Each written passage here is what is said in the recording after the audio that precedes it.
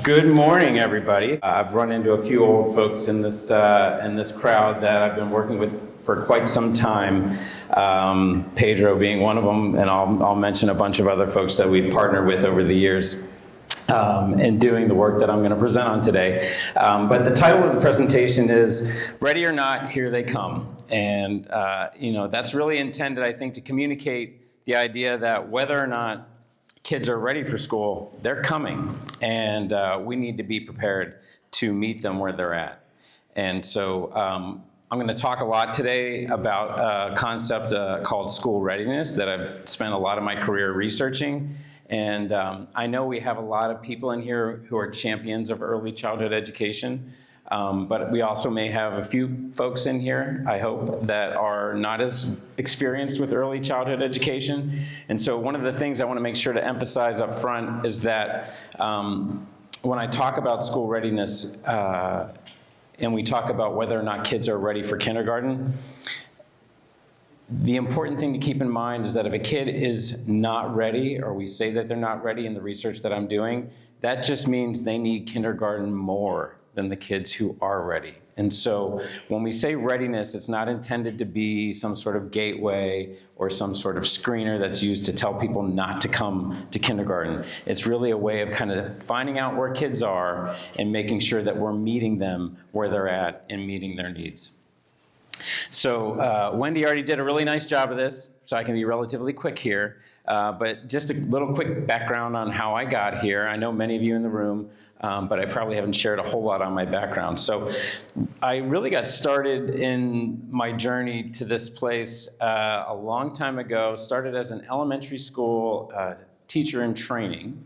And I got done with my teacher ed program at Penn State, and I was 21 years old. And I was thinking about being in charge of a classroom of 20 to 25 to 30 young children in an elementary school, and it terrified me. And so I thought, how in the world could they allow me to be in charge of the future of 25 young children? Like, if I screw this up, I'm screwing up the lives of 25 kids. And so, and I wanted to be an early elementary school teacher. That was always my focus, was on K through 3.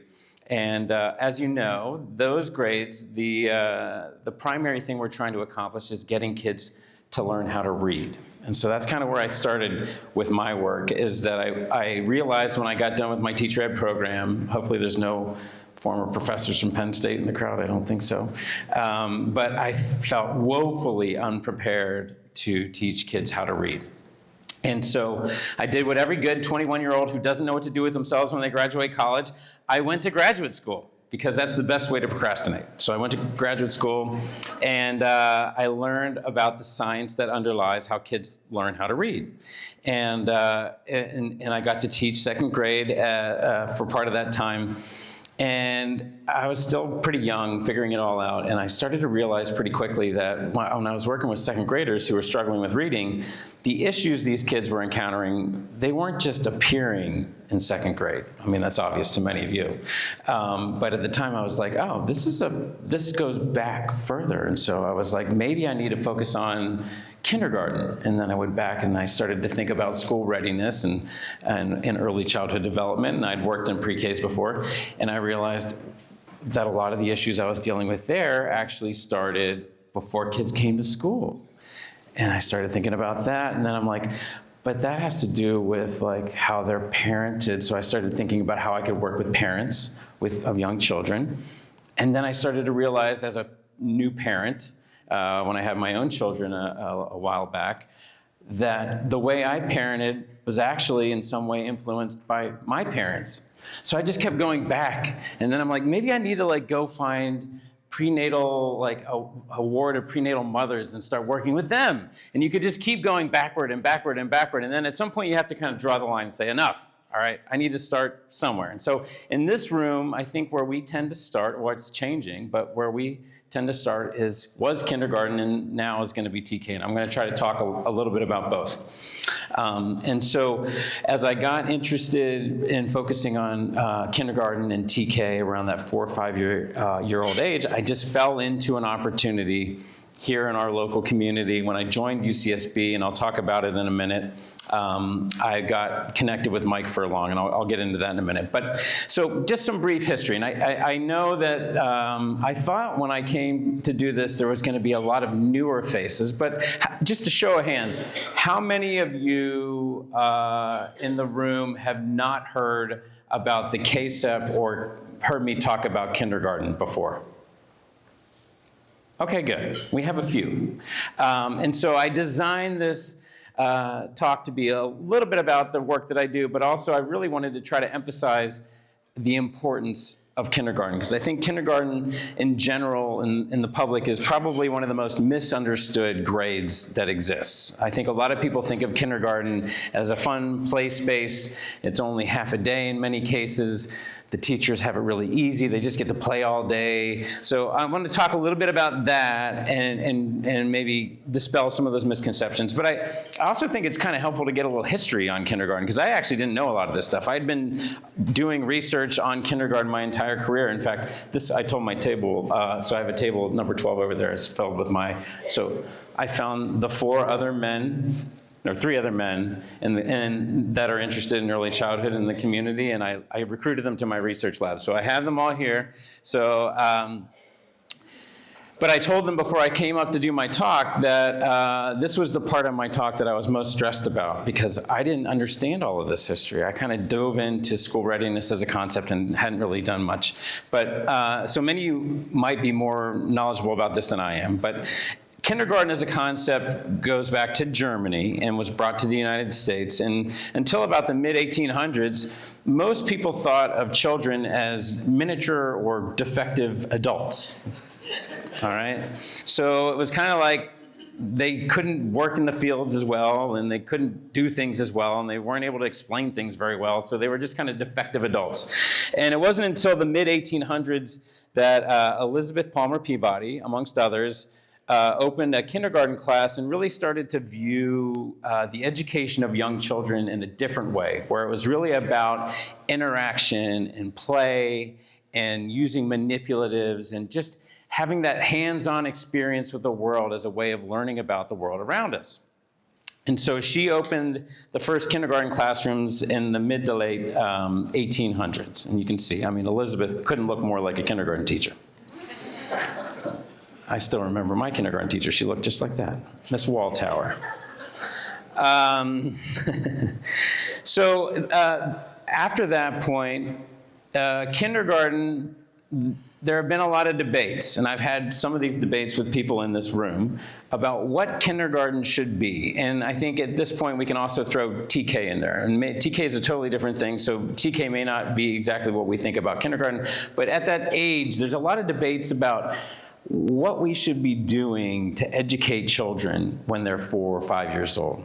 And these trends have been personal in some cases, but also political, and some of it also tied to developmental science. And so very early on, in the early to mid-1900s, a lot of what was done in kindergarten classrooms was influenced by behaviorism and social learning and Dewey and those sorts of things.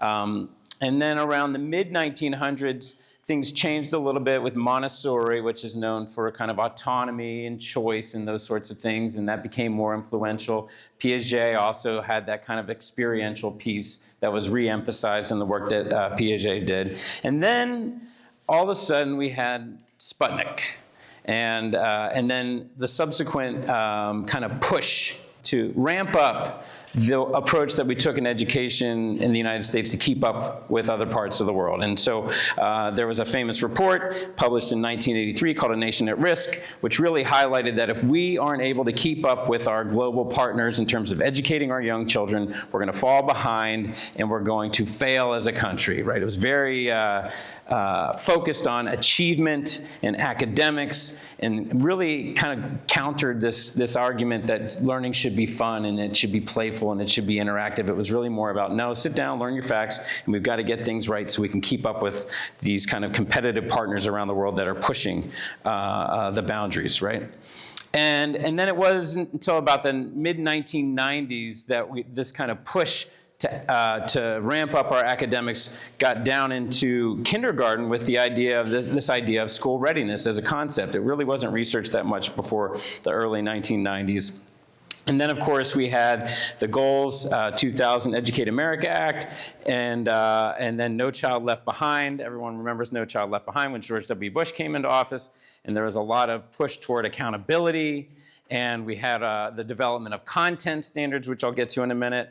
And so there's been a lot of these kind of political movements which have kind of pushed us in different directions in terms of what the flavor of the year or the time period is in terms of how we should educate children in kindergarten. All right, so where we stand currently. And I know there's a lot of people in the room that know this, but there may be a few who don't. So how many of you are not familiar with content standards? Anyone willing to? Okay. Thank you for being honest. Okay. And I asked this, I teach in a PhD program in school psychology, so I have future educators that I'm working with all the time, and they're very smart, knowledgeable people. But I asked that same question in a class of my school psychology PhD students who spend a lot of time in schools, and many of them had no idea what content standards are. So, just as a quick refresher for those who aren't familiar, they're our way of kind of tracking what should be taught and what should be learned in different content areas and different grade levels, right? And so if you go on to the web, you can find we have content standards around kindergarten. And you can actually go in and you can see what are the things that kindergarten teachers are supposed to teach. It doesn't tell you necessarily how they're supposed to go about doing it, but it gives you some sense of what needs to be done. And when you go into those standards, it's actually quite daunting. Like the language that's used is very technical. Like I think we're supposed to be teaching kindergartners statistics. Like I teach statistics to 25-year-olds and they're very confused by it, but we're supposed to teach statistics to kindergartners.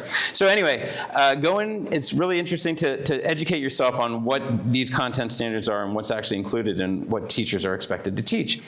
But this brings me back to my earlier comment that I think there's a lot of misconceptions about kindergarten, and that kindergarten is a time that's full of play and fun, and that the kids just come in and give you a hug every morning, and it's so wonderful. And the reality is, and I say this a lot in some of my classes with my undergrads, that kindergarten, I would argue, is probably the most difficult grade to teach of all of them.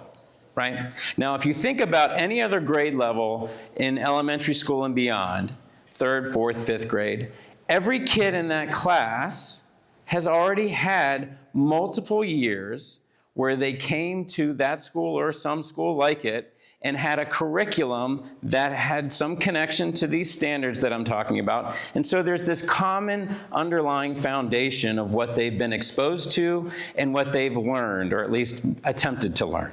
Right? But in kindergarten, these kids are literally coming into this place for the first time. They have no idea what's about to happen. They've never had any sort of expectations about, in many cases, what to do or what to see. And some of them, especially in our local community, some of them have probably been around the world on private jets or on boats or whatever, and they've been to multiple countries, and other kids haven't ever left their block, right? And then as a teacher, you have, in some cases, and correct me if I'm wrong, 25? Do we still have kindergarten classrooms with 25 in our local community? So some cases you have 25 kids who have a wide range of experiences and knowledge and language skills and social emotional dispositions that get plopped down in your classroom. And in preschool, I think the standards say, or at least the accreditation standards say, is it a 6-to-1 ratio? Is that right? Preschool? Is it 8? 8-to-1. Okay, 8-to-1. So, but they come to a kindergarten, you got 25-to-1, or maybe you have an 8 if you're lucky, and you've got to deal with this, and you've got to teach them statistics on top of all of that. So it's a lot of work, and it's very challenging. So I'm always super appreciative and super respectful of all of my kindergarten teachers because I think they don't get enough credit. I think a lot of people think their job is easy and they just get to sing all day, but it's extremely challenging. All right, so I want to acknowledge that up front. So I put this slide up, and so if you think about that context of when kids come to kindergarten and what they know or don't know or what we hope they know, kindergarten is a very challenging place for the kids and for the teacher. And so I put this slide up here to kind of show the juxtaposition of kind of what our beliefs and expectations might be around kindergarten. So I think a lot of people think about the picture on the left, somebody playing the guitar, and the kids are kind of just milling about, and they're drawing and they're playing, and there's lots of helpers about that are talking with them and interacting with them. But I think a lot of families are kind of hit with the reality of what kindergarten can look like on the cartoon on your right, which is this idea that all of a sudden, this child who's never experienced school goes in and they might have homework, and they feel some pressure that they've got to learn all of this stuff. And it puts a lot of pressure on the kid and also on the family. And so when we talk about kindergarten readiness, and what I'm going to share in terms of the research that I've been doing over the last 20 years is work related to this idea of kindergarten readiness. So what I'd like for you to do is just take 2 minutes. We'll do this relatively quickly. Take 2 or 3 minutes, and at your table, I want you to just talk to your neighbors about what are the skills, dispositions, experiences, what are the things, like if you were to imagine a kindergartner who was just going to show up and be ready to kill it, what would that kindergartner look like? What would they be able to do? What would they know? What would kind of be that thing you would call like, that kid's ready? All right, so take a minute, discuss at your tables. So, what did you all come up with? Anyone willing to volunteer? We can just yell them out. We don't need to raise hands. What are some things that people talked about in terms of what we would expect from a ready kindergartner? Yeah.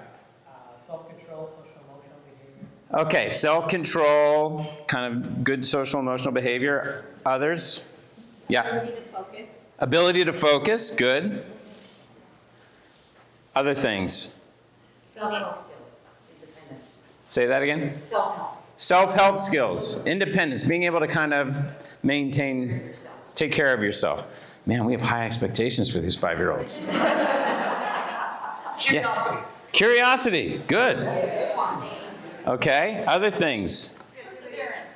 Sorry, what? Perseverance. Perseverance, yes, they're going to encounter difficulty. Can they persevere? Yes. Being able to share and wait their turn. Ah, being able to share and wait their turn. Good. Other things? Creativity. Creativity. Awesome. Anything else? An interest in books. An interest in books. Okay, good. We have some little bit of academic knowledge here. Yes? Also voicing their needs. Voicing their needs, being able to know when they need help and talk about it. Anything else? That's really interesting. So a lot, I would say almost all, other than maybe the interest in books, most of everything you just said was mostly like social and emotional. It really didn't have much to do with academics. And actually the same thing's always true when I talk to kindergarten teachers.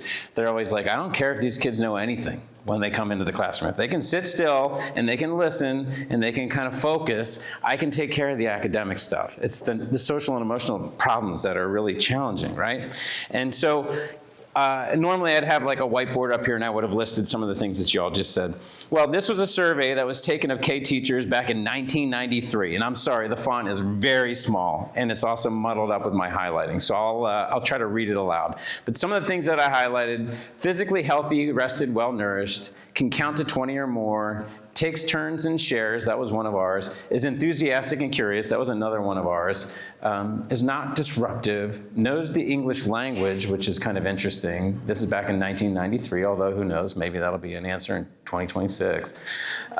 Is sensitive to others' feelings, sits still and pays attention, knows the letter of the alphabet. So the reason I do this little exercise is that, first, I don't think it's changed a whole lot, right? Even though we think about kindergarten as constantly changing, and I know the very popular saying is that kindergarten now is like first grade 30 years ago, and that's probably true to some degree. But really, what it takes to succeed in kindergarten, this is what teachers said back in 1993, and it's probably fairly true today. All right, and so that's one thing, is I like to point out that things haven't changed that much. And two, I like to put this up because I'm going to talk in a minute about the screening tool that we use here in our local context to evaluate school readiness. I put it up here because there's no magic to the items that we selected in the screener that we use here locally. Like, a lot of the stuff that you see on it, when I share it in a minute, is exactly the same as what teachers knew about in 1993, and it's exactly what you came up with here today in this room. And you're not scholars. I didn't have you do a literature search and do a dissertation on it. You just came up with it, all right? And so that's important to know, because I think one of the other things that'll hopefully come through in the presentation is that we've been using the same thing consistently for 20 years, or almost 20 years, which has allowed us to do things that we otherwise wouldn't have been able if we had all of us doing different things during that time. All right, so I'll come back to that idea in a minute. All right, so definitions of school readiness. I put a couple prominent ones up here, one from Head Start: children possessing the skills, knowledge, and attitudes necessary for success in school and for later learning in life. One of the most prominent scholars, going back to 2006, school readiness refers to the state of the child competencies at the time of school entry that are important for later success. And then I really want to highlight the one at the bottom, because I think that really captures the perspective of First Five, and certainly of myself, in that a lot of times it sounds like, when we talk about school readiness, that we're putting the onus on the child. Like, it's the child's responsibility to take care of themselves and to make sure that they're ready for kindergarten.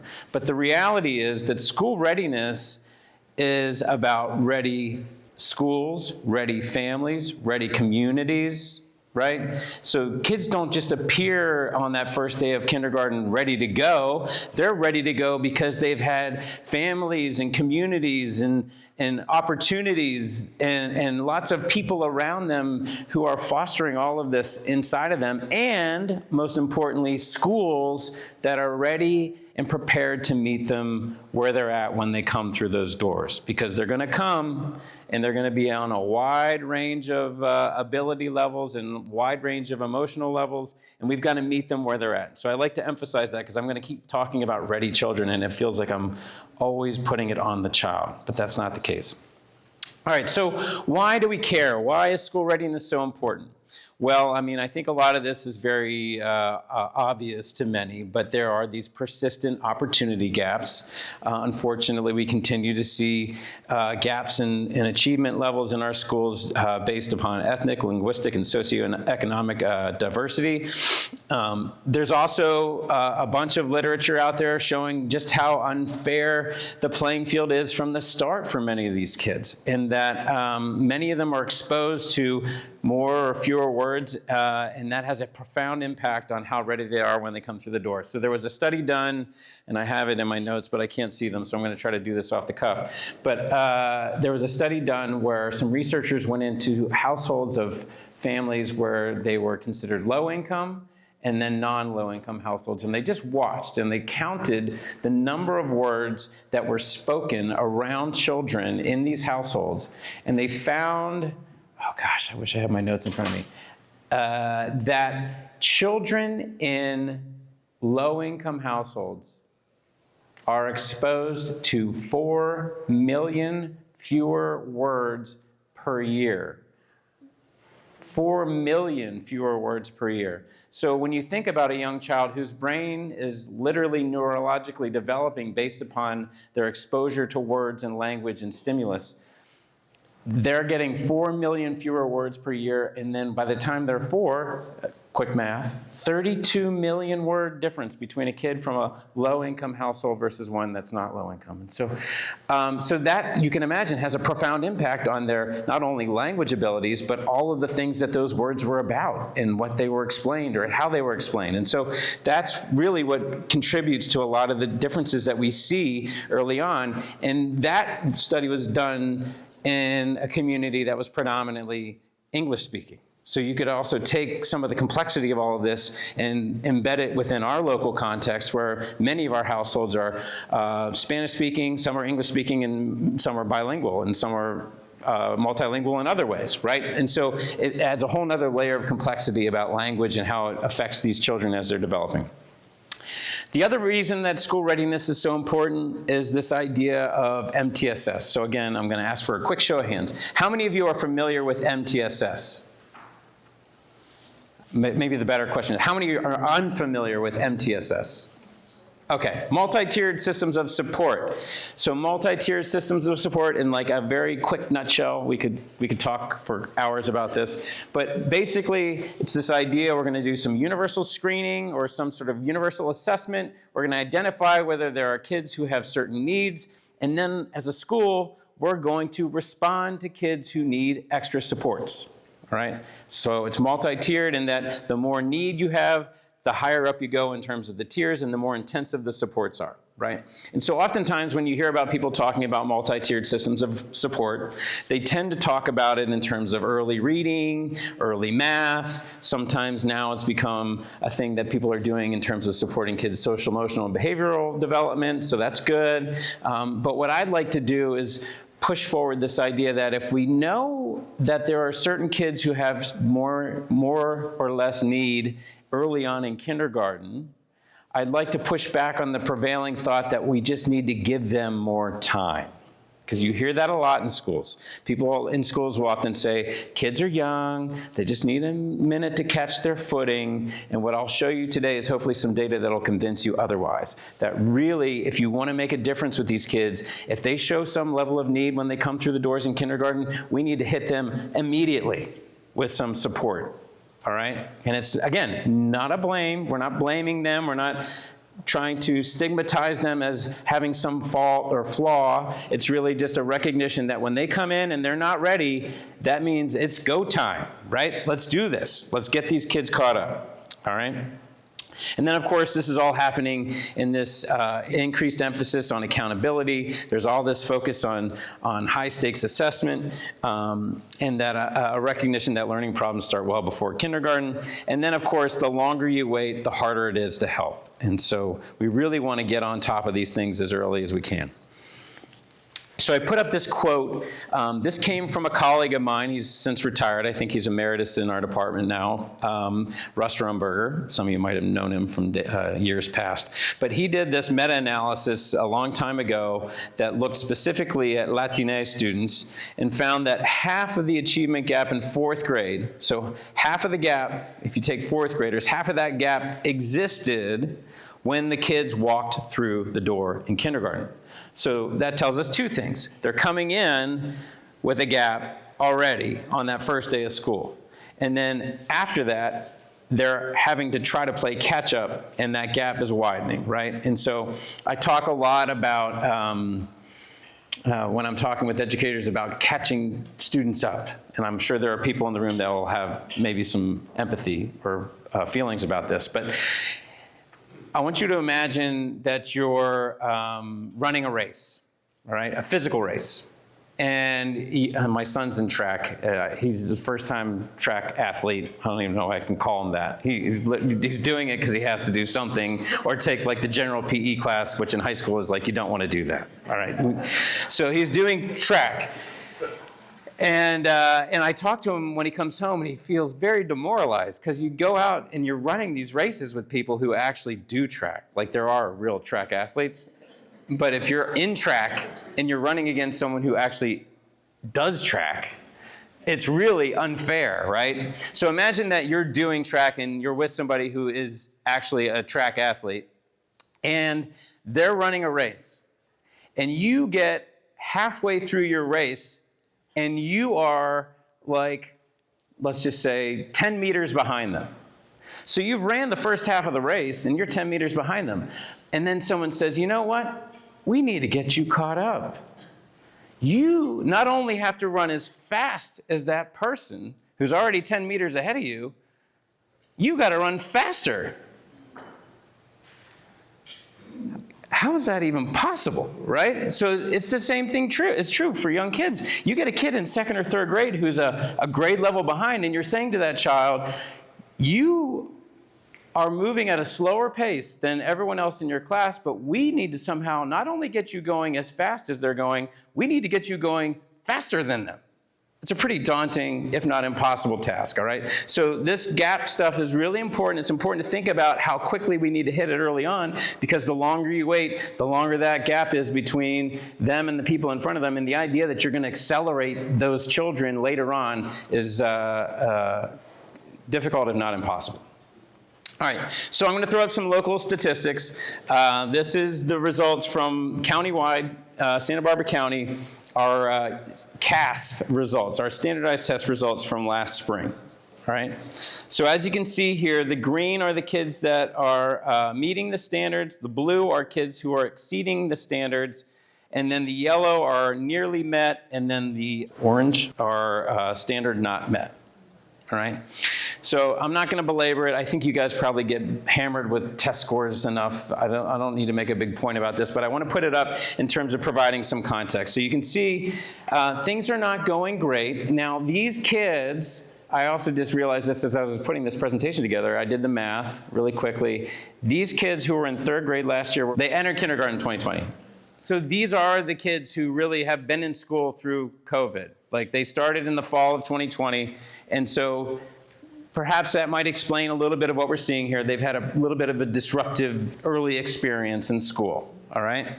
But as I've talked to a few people in this room, this isn't going away anytime soon, because the kids who are now entering TK and kindergarten, they were born around the time when COVID hit. So this is going to continue to linger around. Again, not to make excuses or to stare at it too long. Now, I want to put this up, too, because this is the reality of our community as well, is that unfortunately, the results are even worse when we talk about children from multilingual backgrounds, right? And I'll call them English learners because that's the lingo that's used at the state level, and I'll talk about them in some of the data that I'm looking at later. But I like to point this out to show that there's still a lot of work to be done. And school readiness is a great place to start if we're going to try to make inroads into changing what we're seeing here. Now, one last quick slide, and I want to put this up. And this is a little known fact for a lot of people. But if you go into the state of California website, there's this thing called DataQuest, and you can actually go in and you can select by county, you can select by district, you can select statewide, and you can disaggregate by a bunch of different demographic factors. You can select by ethnicity, you can select by gender, you can select by, I don't know about socioeconomic status, but you can look at certain things and you can select students. One of the highest, if not in some cases, the highest achieving group in our state is consistently what we call RFEP. What is RFEP? Anyone? Reclassified Fluent English Proficient. So these are English learners who have been reclassified Fluent English Proficient. And look at the numbers. Shocking, like amazing. And these are actually lower than what is typical. I did a little bit of a history on it, and again, these kids came in 2020, fall of 2020, so they had their own struggles. But if you look historically, it's usually around 70% of RFEP students are at or above grade level standards, not only in 3rd grade, but beyond. So I put this up here because there's this feeling like, oh, the English learners, and we don't know what to do, and some of us might have our doubts about whether it's even possible to make inroads with this group of students. But these are kids who are English learners. They've been reclassified Fluent English Proficient, and they're killing it, all right? So they're capable, all right? There's a couple things I think to learn from this. Is one, our English learners are incredible. Bilingualism, I'm a huge advocate. I'm not going to get into it too much in this particular presentation, but there are so many benefits to bilingualism, and I'm always disappointed at our country's constant attempts to just not have bilingualism. I don't know why we're avoiding something that's so good. But I point that out for that reason, but also because the criteria that we set to reclassify our English learners are so incredibly difficult that you have to be a certifiable genius to get yourself reclassified in many cases. So I'm hopeful that our districts will see this and maybe think a little bit about, because there is more leeway in your ability to change your reclassification criteria and timeline than you might believe. And so we have some experts in our community who are willing to work with you if you're interested in thinking about how you reclassify, when you reclassify, because it has real implications for these kids in the long term. And so anyway, I like to put this one up as maybe a little glimmer of hope that we can build off of as we move forward. All right, so we have this huge challenge, as we saw in the data. There's a lot that we can improve upon. There's a lot we need to do. And I want to point out that we really want to get this started as early as possible, ideally before kids even get into kindergarten. We need to improve our systems that we use to identify and respond to students' needs so we can be responsive as early as possible. And we need to focus more resources on early identification and intervention in grades TK, K, and 1. And that language and literacy are inextricably intertwined, so effective solutions need to address both. Okay? And so one of the things that I think I'll say before I pop to the next slide is that when I talk to kindergarten teachers who participated in the work I'm about to share, one of their biggest frustrations is they feel like they spend all this time doing these ratings on the screener that I'm about to share, and they feel like the district doesn't do anything with it. They feel like they do the ratings and that they could put in a drawer or they get put in one of my presentations, but it doesn't actually change their reality in their classroom. So I'm also trying to use this as a way of encouraging districts to think about their early identification and response systems and how could you do better with the data that I'm about to share with you. Because what I'm about to share is that there are data that can tell you within the first month of kindergarten which kids are going to succeed and which kids are more likely to struggle. It's not perfect, there are exceptions, but the data are pretty compelling. All right, but before I get into the data, I want to make sure I acknowledge our tremendous partners. So this work that I'm about to share has started back in, well, gosh, probably before me. The work started back in 2001. In terms of the development of the tool, and then really got kicked off around 2004 in Santa Maria Bonita, and ever since it's been expanding around Santa Barbara County. It's ebbed and flowed a little bit. There have been some consistent people who've continued with it throughout the entire time, and First Five has been a staunch advocate of trying to get more people involved in this collaborative effort over this entire 20-year period, so I thank them for that. So we have many people who are represented in this room. I want to give a quick shout out to some of the people who have really done a lot of work in this area that aren't here today. Dr. Renee Pyle is actually, whether you like it or not, maybe the person to blame or give credit to in terms of the person who actually developed this tool. All right, so she was a doctoral student with Dr. Michael Furlong in 2001 and was doing an internship in a school and kind of had the same realizations that I've been sharing, where she was in a kindergarten classroom and thought she could see that there were some things going on that were going to be problematic, but no one was really doing anything in order trying to document it. So she was really trying to create something that could, at the time it was really more of a vertical articulation tool. It was a way of passing information from preschool to the kindergarten teacher so that when these kids came in, it wasn't like a blank slate. It was like, oh, we know something about these kids. We've had them for a couple years in our preschools, and we want to share some of this information with our kindergarten teachers when they come in so that they have some idea of what's going on. It was first administered in Santa Maria Bonita. We've had studies going at UCSB using the data from Santa Maria Bonita ever since. The kids who were the first group in our K cohort that I've done most of my published analyses off of came into kindergarten in 2005, 2006. So they were 5 in 2005. So they're 25 years old. And so we've done some analyses looking at them through high school, and it's kind of like, you know, you hear about the marshmallow study and that kind of stuff. It's like every time I run an analysis and I think, oh gosh, they're all old now. These silly ratings from the kindergarten teachers aren't going to predict something. It comes out significant and it predicts it. So it is true, and I have a slide coming up in a minute, that your kindergarten teachers know everything about you and your family. So it's called the Kindergarten Student Entrance Profile. This is the tool that was developed by Dr. Pyle and Dr. Furlong and first administered in Santa Maria Bonita, and you'll be hearing a lot about it if you haven't heard about it already. It's used in many of the districts around our county. And again, there's no magic to it. There's nothing magical about these items. It's not like we're brilliant people that came up with these things that are doing all these amazing things. It's really just basic stuff. But the beauty of it is that it's being done consistently and it's being done county-wide. So we can actually look at over time, are we doing better? Are we getting more of our kids more ready for kindergarten? And if there are pockets of success or there are pockets where there's more need, we can identify those because everybody's doing the same thing and the expectations are the same. And so I really want to keep pushing that idea that we really need to stay consistent with this if we want to be able to use it in such a powerful way moving forward. So some things about the K-SEP. It is an observational tool based on naturalistic settings. So basically what it is, we're not sitting these kids down and giving them a test in the first week of kindergarten. That's not the idea. You actually, I train the teachers every August and I tell them about it. And essentially it's a rubric that they use, and I'll show you the rubric in a minute. And they observe the kids in the classroom for 3 weeks. And then based on those observations, they rate each of the kids on a number of 13 different items on a scale from 1 to 4, and it produces a rating. It's not a score. We're not scoring the kids. This is not a high-stakes assessment. It's really just a way of gathering information about where a kid is when they come through the door in kindergarten.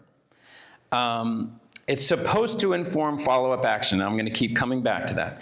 It's not a test. It's not a blame, or it's a no-blame approach, so we're not trying to use it to say, oh, well, this community's doing terrible, so we need to focus on them. It's not about blaming people or blaming subgroups or communities or families. It's really just about understanding where people are when they come into kindergarten. So it's done, like I said, over the first 3 weeks of school, and then the teachers kind of periodically note their observations, and they rate these kids based upon what they're seeing in the classroom. All right? And so the first, and I think in your packets there might actually be a copy of this, because the stuff I'm about to pop up is pictures of the rubrics. Yes, there it is. It's in your packet, and you'll be able to read it much better probably right in front of your face than you will up on the screen. But one of the things I'm pointing out here on this first slide is the background information, and this has changed from time to time over the years. But the important thing to point out here from since you all are well beyond kindergarten, I'll teach you a little statistics. One of the most important things in statistics is not about what you're focused on, but knowing about the people you're working with. And that's often something we as early researchers forget to do. You gather a bunch of data on something you're interested in, and then you're like, oh, I don't know who those people were, so I can't tell you really much about them, right? And so this allows us to look at what we think are important indicators or things that we want to use to disaggregate our data and break it down into subgroups, right? And so one of the things that we hadn't had on here, we have preschool attendance in here. We probably need to adjust it to add in TK, because I know a lot of people are really interested in seeing how TK affects performance on this when children get into kindergarten. So going back to the tool, here's the items for the social and emotional scale. And again, it goes back to the same stuff you guys were talking about when I asked about what kids need to be ready for school. Seek adult help when appropriate, engaging in cooperative play with their peers, exhibiting impulse control and self-regulation, maintaining attention to tasks, enthusiasm and curiosity about school, and persisting with tasks after they experience difficulty. I think you literally hit on each one of these whenever you answered what was a ready child like. And then you can see within that, within each item, there are 4 different levels, and there's some brief description of what a teacher might see that might anchor somebody in one of those ratings. So it's a way of trying to increase the reliability of the ratings so that the teachers have a common kind of understanding of what we're expecting to see. And then there are some school-ready knowledge items that focus on recognizing their name, demonstrates expressive verbal abilities. And we're very explicit when we talk about this with kindergarten teachers to let them know that when a child's demonstrating readiness in their verbal abilities, it's not just in English. This is not an English language proficiency assessment. You can demonstrate readiness in any language or sign language or whatever form of communication you use. And so it's really important that teachers know that, but also recognize that a kid who comes from a Spanish-speaking household and has very limited English might not talk in front of their teacher if they know their teacher's a monolingual English speaker. So they have to be aware that you have to observe the kids when they're interacting with their Spanish-speaking peers, or maybe they have an aide who speaks Spanish who can strike up some conversations with the child to get a more realistic sense of where that child is. So it's a limitation, it's one we want to acknowledge, but there are strategies that have been shown to be effective at trying to mitigate what differences that might create around that. But you can see some of the other typical things you would see in terms of early academic skills that we might want to see in young children. So they do this over the first 3 weeks of the year, and then they give their data to the district, and the district usually compiles it district-wide, and then maybe they get in touch with our lab, and we do some reports maybe by district or by school or by teacher, and we give that information back to them as quickly as possible. So when we score these KSEPs, as they're called, there are 4 categories. And I want you to understand these 4 categories because all the rest of my presentation is going to kind of lean on these in terms of an anchor point.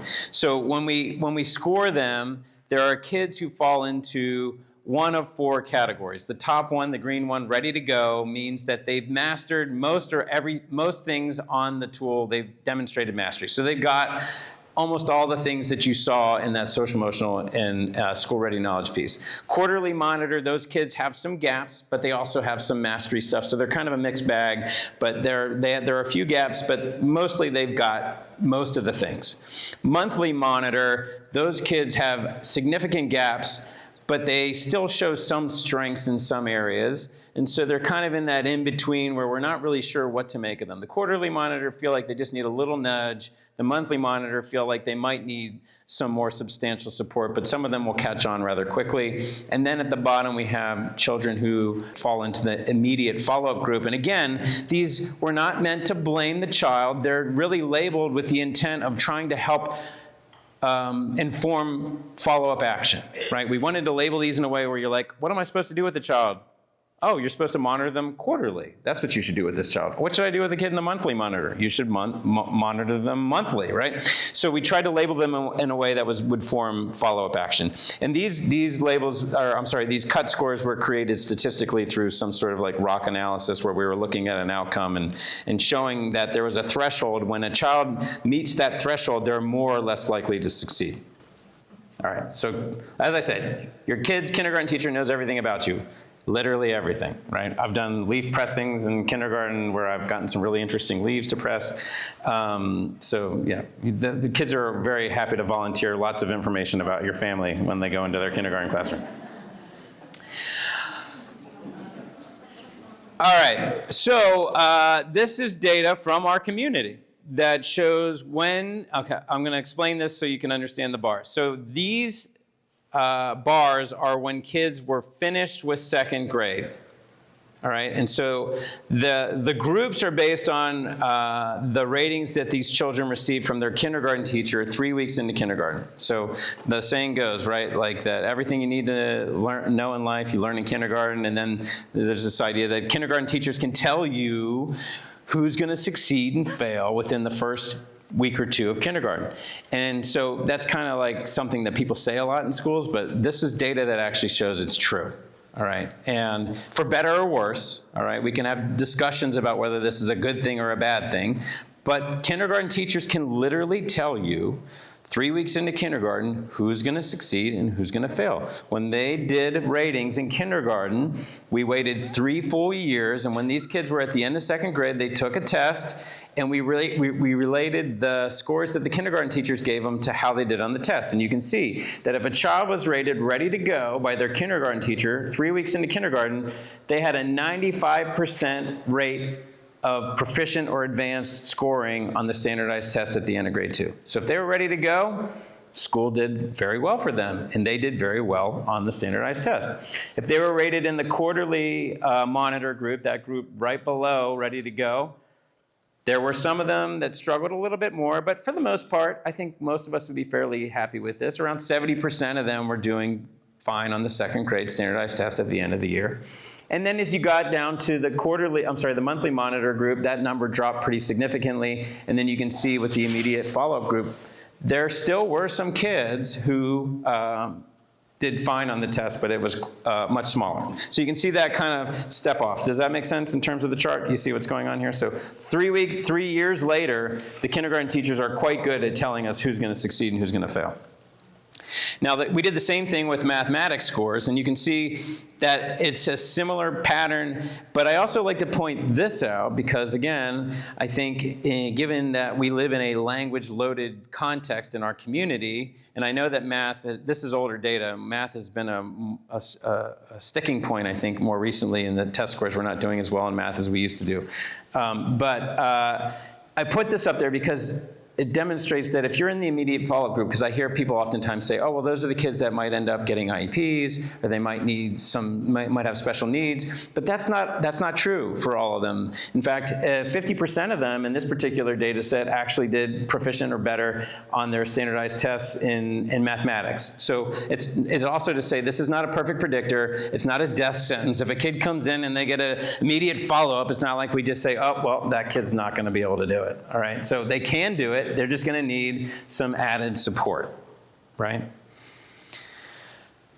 So this was a study that was done by one of Dr. Furlong's students, actually when I first arrived at UCSB, and I find this to be a very interesting slide on a number of levels. So this student was really curious about, okay, so it's not a perfect predictor. It doesn't predict 100% who's going to succeed and who's going to fail.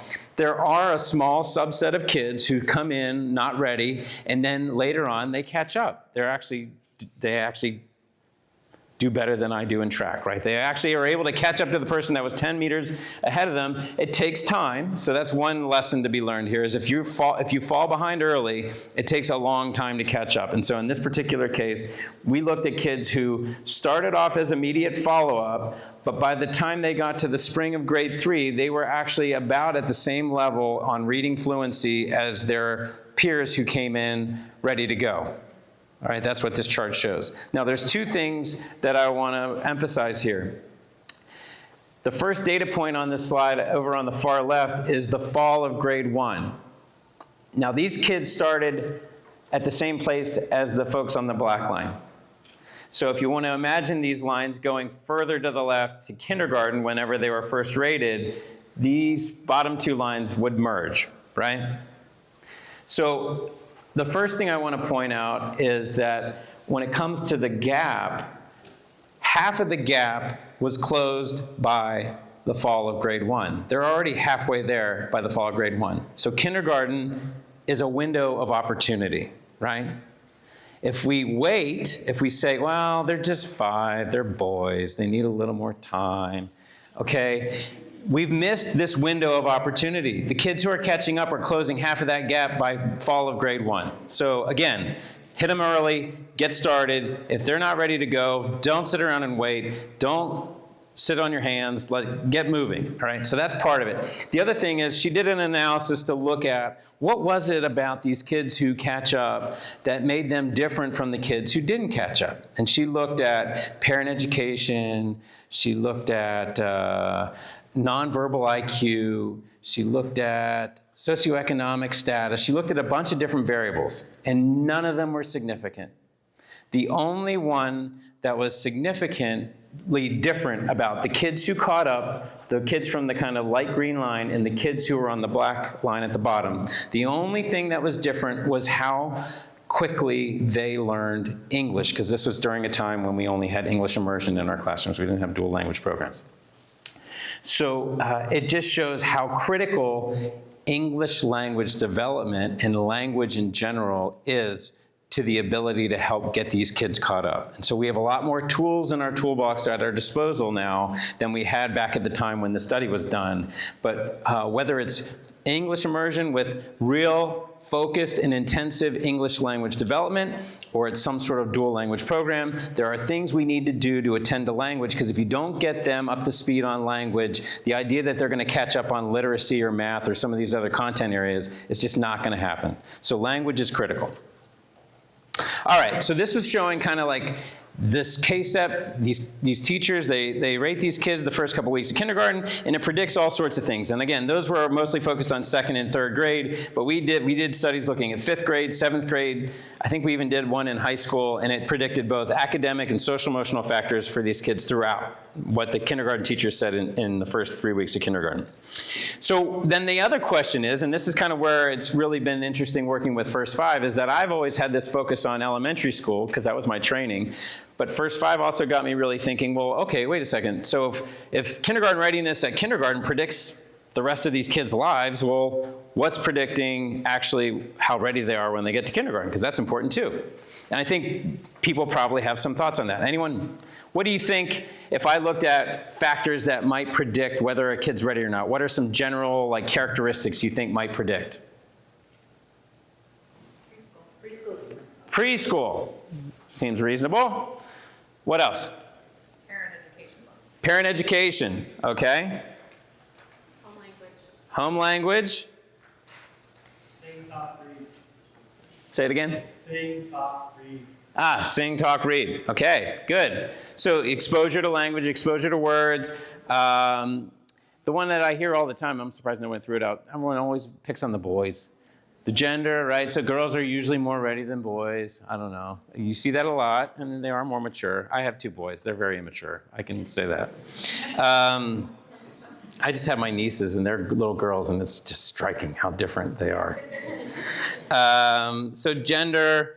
And then the other one that really came into play, and that's really how we got into this place we are now with TK. Does anyone remember the whole age thing? When kids weren't ready for kindergarten, what was the response? Red shirting. Yeah, well, red shirting, yeah, we'll talk about that. But they also did this thing where they moved the actual entrance date, right? Remember, so kindergarten used to be you could get into kindergarten if you turned 5 by December 2nd, it was the 2nd. I never understood why it wasn't the 1st. And then they moved it back to September 1st, right? So age was a thing. It was oh, well, kids aren't ready enough. Let's just make them older when they come into kindergarten, and they'll be more ready, right? And that's how we actually came up with transitional kindergarten as a concept. All right, so we did an analysis, and we didn't look at all the things you guys brought up, but essentially, gender did predict how ready kids were. Age did predict, to some degree, how ready children were, but preschool exposure really predicted how ready kids were. And so I've talked about this a lot over the years. I think it's finally starting to gain some traction. But if you look at this slide, this was back when the kindergarten entrance date was December 2nd. So the oldest kids at that time when they entered kindergarten were kids that were born right after December 2nd, because they turned 5 and had to wait until the whole next year. So they were almost 6 years old by the time December came back around, right? And so they're our oldest kids, and then the youngest kids at that time were kids that were born in the fall, because they were born right before the cutoff. So those Thanksgiving babies, that kind of thing. They were the youngest kids in the class. So what we did is we looked at data in terms of age, and then we looked at data in terms of whether or not they went to preschool. So the top 2 lines are state preschool and Head Start, and the bottom 2 lines are kids that didn't go to any preschool. And what was interesting in this analysis, just really quickly, is that if you looked at it, the oldest kids who didn't go to preschool were rated lower than the youngest kids who did go to preschool when they got to kindergarten. So essentially, preschool gave them a full calendar year advantage. And at that age, that's 20% of their life, right?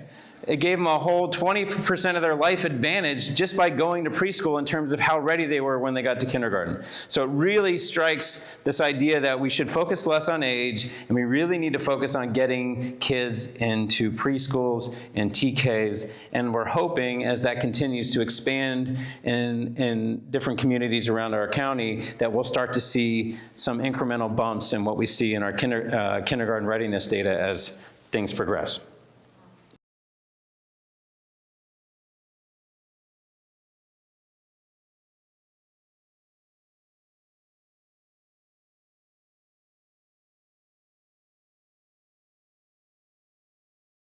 kept their eye on the ball, so to speak, the entire time. They've been trying different things, but they've always been working together with all of our communities around Santa Barbara County with a single kind of unified vision of school readiness as a focal outcome and trying to improve readiness with the work that they've been doing, whether it's parent education or expanding preschool opportunities to more communities or educating communities about the importance of school readiness. All the things that they've been doing over the years, regardless of how it was packaged, you can see there's a fairly steady increase. And so what this chart shows, the bottom line is the kids that are ready to go countywide, that top level, and then the one that's dotted is the kids that are in the top two groups, ready to go or quarterly monitor. And you can see that with a little bit of a drop after COVID, there's really been a pretty steady incremental increase. And so that shows an opportunity to continue this work moving forward and hopefully continue to respond to the need that popped up in 2020 and continue that upward trend in future years with the efforts. And then I know I'm going over time. I'm sorry. I'm going to take just a couple extra minutes and then I'll wrap this up quickly. But I also want to just throw this out as another opportunity. So as I've talked about, we've been focused on kindergarten, but things have changed. Now we have TK. We have 4-year-olds. And I've heard that 4-year-olds can be fun. And 4-year-olds can be challenging. But they're coming, ready or not. Right? And as they come, some folks have expressed an interest in understanding some of these same things about 4-year-olds that I've been talking about with 5-year-olds. Is there a way we could do something like the KSEP with 4-year-olds?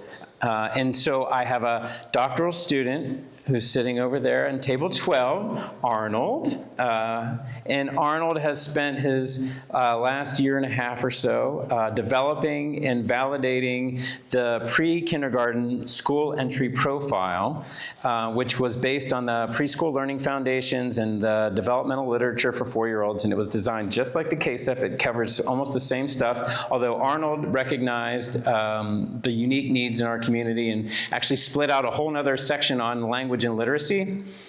So it's language and literacy, pre-academic skills, and social emotional development. But it's still only 13 items. It was 15, but I think we're going to cut it down to 13. And so you can see it's kind of set up just like the KSEP, and it's available to anyone who wants to do this with their TK classes and see if they can get a jump start on supporting the needs of kids at 4. And so this just shows a distribution of ratings from the first initial implementation. Just as history has shown us in the past. Santa Maria Bonita, our steadfast partner, jumped in and said, hey, we want to do this with all of our TK classes in Santa Maria Bonita. Over 1,000 TK students in Santa Maria Bonita. So, Emilio, you want 1,000 of them? It's got to be a challenge, but they did it, and we did the ratings with 1,000 kids, and actually you can see here, we don't have data looking at how they're going to do when they're 20 years old yet, but we can actually show that there's some pretty good variation here, and Arnold did a bunch of more sophisticated psychometric analyses that show that the tool is reliable, and it seems to be measuring things very well. So we're excited about what we see preliminarily. If anyone's interested in that, please let me know, and I'm happy to get you connected. We'll get you going next fall. With the PSEP. All right, so some quick takeaways, and then I'll finish up. It's really pretty simple. School readiness can be used to evaluate our early childhood programs. It really serves as a bridge, right? And just like First 5 has started to look into the early elementary grades, the KSEP is an opportunity to take a tool, have teachers fill it out in a couple minutes, and look back at how we're doing as a community in supporting the needs of our kids until they turn 5, but then also to flip it forward and use it as a tool that can then be used to predict how well kids are going to do moving forward if we don't get to them and provide those early supports. So it's a real bridge in understanding how kids are. It's like a midterm exam as a community. How are we doing with our kids, and how can we improve upon what we've been doing moving forward? And then I think I've emphasized it enough, but in our local context, children's language development, Spanish and English, is the critical link to improve persistent achievement and opportunity gaps. We need to be very intentional and purposeful in the way that we think about children's language and the way we design our programs to meet the language needs of our students and make sure we're supporting them in all languages to set them up for later success. And that TK has the potential to have significant and positive impacts in the future. I'm very excited about the possibilities it presents in terms of getting more kids in classrooms earlier. All right, that's all I have. So questions that people might have? Yes? So once we've identified these kids that need a little extra monitoring and extra supports, how are our schools doing with giving them those supports? That's a good question, and I welcome any of our partner school districts, because I think every district probably has different approaches to doing that. I can speak a little bit about what I think would be most helpful from what I've heard from teachers, but I don't know if there's anyone in the crowd who feels like they could speak up, if there's someone who does use the KSEPs in some way to provide supports to schools or classes. But I think most immediately, I think what it would say is that you would, first of all, want to look at where the needs are, right? So it has some sort of social emotional aspects to it. And so that when we do see differences, right? So we see some districts where social emotional is actually a strength and that the pre-academic stuff is where things are falling off, or vice versa. And so I think you'd want to look first at that. And then I think you want to think very carefully about what type of supports are available to your teachers in those classrooms, right? And again, like I said, I think some of these kindergarten classrooms are now 25. Have I heard that there are some that are 30, or is that not true? I don't know. 30 seems crazy to me, but okay, there's no 30. But there are some classes that have 25 kids. So you can imagine one very simple thing to do is put resources into people that can go in, because the teacher can only manage so much with 25 5-year-old kids. And so the more people that are in that classroom, the more they can break them into small groups and provide more of that kind of direct one-on-one level of instruction. And then, I don't know, whatever you can do, and this goes back to that kind of track analogy that I've been using earlier, is that these kids who are struggling, some of them, especially in kindergarten, will actually learn how to run and they'll take off. Like, I've worked with kids who were at the end of kindergarten, early first grade, couldn't read anything, and then they figured out the phonetic code, and it was like, boom, it was on, and they were gone, right? So it does happen in that way to some degree, but I think also just recognizing that there are probably things you need to do to give them more opportunities and more learning time. So thinking about things you can use to extend the school day, do after-school programs, do things over the summer, things that you can give them that added exposure and added stimulation probably are most beneficial. Good question. Any other questions?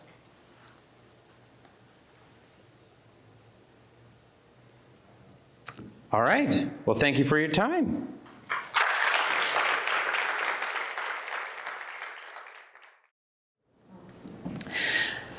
So this slide captures kind of how things have played out over the past 20 years-ish. I mean, there's some gaps in here, and there's COVID in the middle. But what you can see is that First Five has